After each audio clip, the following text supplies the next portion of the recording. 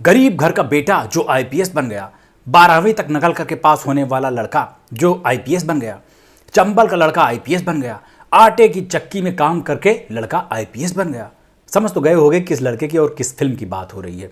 12वीं fail film जब सिनेमाघरों में रिलीज हुई थी तब भी इसकी बड़ी तारीफ हुई थी। अब तो डिज्नी प्लस हॉटस्टार पर आ गई है और एक बार फिर चर्चा में है। आईपीएस मनोज शर्मा की ज़िंदगी पर एक किताब लिखी गई थी और उस पर विधु विनोद चोपड़ा ने यह शानदार फिल्म बनाई। एनिमल जैसी फिल्मों के बीच ऐसी प्रेरक फिल्म जगह बनाती है तो अच्छा भी लगता है, लेकिन यही डर भी लगता है कि सब इकट्ठा मोटिवेटेड ना हो जाएं, सब पहुंच जाए झोला लेकर मुखर्जी नगर और सबको यूपीएससी का एग्ज़ाम देना पड़ जाए। वैसे भी कोविड के बाद विकास देवीकीर्ति, अवध ओझा और खान सर जैसे शिक्षक ज़्यादा बड़े रॉक स्टार्स बन गए हैं, जो कि बहुत अच्छी बात भी है समाज के लिए। जितना ज्ञान आज की पीढ़ी हासिल करेगी, अगली पीढ़ियों के लिए ज़िंदगी उतनी ज़्यादा आसान रहेगी।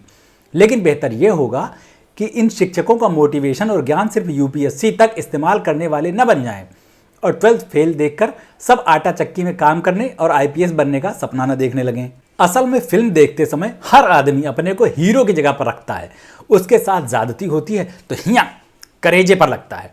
उसका स्ट्रगल देखकर लगता है कि यार ये तो सेम टू सेम मेरे जैसी हालत हो रखी है। फिर उसकी कामयाबी देखकर दिल बाग बाग हो जाता है कि वो मारा, हमने दुनिया से कामयाबी छीन ली। लेकिन एक कड़वा सच बताऊं दोस्त, उस फिल्म का हीरो मनोज शर्मा एक होता है और गौरी भैया 10 लाख होते हैं। आपके चांस गौरी भैया बनने के ज़्यादा हैं, उसको दिमाग में बिठा के रखिए। हर साल 180 यूपीएससी आईएएस कैंडिडेट्स सेलेक्ट किए जाते हैं और पिछले साल इसका एग्ज़ाम देने वालों की संख्या 13 लाख के करीब थी। ये लड़ाई बिल्कुल फेयर नहीं है। आप कितने भी मेहनती हो, पढ़ने में तेज हो और योग्य हो, आपके कामयाब होने के चांसेस बेहद कम हैं। वहाँ कामयाबी कई फैक्टर्स पर डिपेंड करती है, जैसे आपका बैकग्राउंड कैसा है, दिमाग पर पढ़ाई के अलावा और कौन से बोझ है, कौन सी टेंशन है, कितना डिस्ट्रैक्शन है। मनोज शर्मा के ज़माने में स्मार्टफोन और मोबाइल इंटरनेट नहीं आया था। फिर सारे पड़ाव पार करके इंटरव्यू में पहुँचो और वहाँ इंटरव्यू लेने वालों का मूड कैसा है, इस पर भी मामला डिपेंड होता है। कुल मिलाकर किस्मत और मेहनत का लाखों में एक वाला कॉम्बिनेशन बनेगा तो कामयाबी मिलेगी। यहाँ यूपीएससी की बात नहीं है, ऐसे किसी भी पेशे में जहाँ फेयर कंपटीशन नहीं है यही हाल होगा। जैसे लाखों लोग बंबई आते हैं हीरो बनने, लेकिन 2-4 को छोड़कर बाकी लोग कामयाब नहीं होते, वापस चले जाते हैं। ये मोटिवेशनल फिल्में देखकर या कामयाब लोगों के इंटरव्यूज़ देखकर अनफेयर कंपटीशन वाले काम चुन लो, लेकिन ज़िंदगी इस कंपटीशन से ज़्यादा बड़ी चीज़ है। इसको फिजूल की दौड़ में वेस्ट करना मेरे हिसाब से अच्छा नहीं है। हर साल अखबारों में हेडलाइन छपती है कि रिक्शे वाले का बेटा बना आईएएस, दिहाड़ी मजदूर का बेटा बना आईपीएस। उन सब खबरों को बहुत ध्यान से पढ़ा करो। कोई बॉलीवुड सेलिब्रिटी अगर इंटरव्यू में भावुक होकर बता रहा है कि वो फुटपाथ पर भिखारियों के साथ सोया, गुरुद्वारे में खाना खाया, पन्नी बीन कर खर्च चलाया, तो भावुक होने से पहले क्रॉस चेक ज़रूर करना।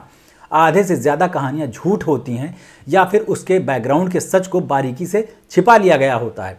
जैसे एक सुंदर फोटो के बैकग्राउंड में दीवार में छेद या छत पर मकड़ी का जाला दिख रहा होता है तो उसको क्रॉप कर दिया जाता है। वैसे ही कामयाबी की सुंदर कहानियों से भद्दे लगने वाले सच गायब कर दिए जाते हैं। देखो, फिल्म बनाने वाला हमेशा एक अच्छी इमोशनल कहानी की खोज में रहता है।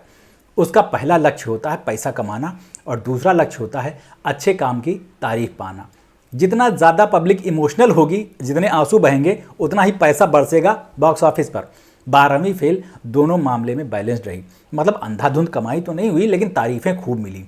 इतना काफ़ी है फिल्म मेकर के लिए, क्योंकि इतने से फिर आगे का रास्ता बनता है, आसान होता है। फिर भी इस लिहाज से कोटा फैक्ट्री और एस्पिरेंट्स जैसी सीरीज़ सच्चाई से थोड़ा ज़्यादा करीब हैं, क्योंकि उनमें एक तरफा मोटिवेशन नहीं है।